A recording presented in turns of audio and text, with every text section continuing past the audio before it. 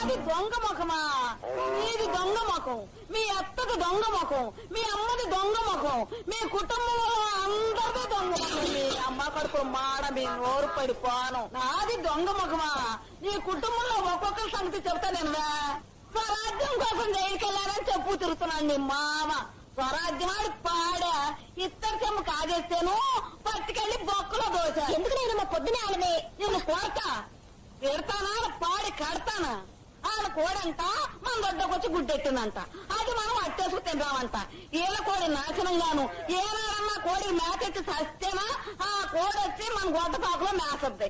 పీకల మయ్యా మేసి అది కదలలేక అక్కడ గుడ్డెడితే మన తప్ప. ఈసారి ఆ కోడి రాని దాన్ని కోసి పోలేరమ్మ తల్లికి నైవేద్యం పెట్టకపోతే నా పేరు పాడి సుందరమ్మే కాదు. ఊరుకోనేనమ్మా. నేను నోరు అంటుంటా అడ్డమైన వాళ్ళు వాడుతుంటే నన్ను ఊరుకోమంటా.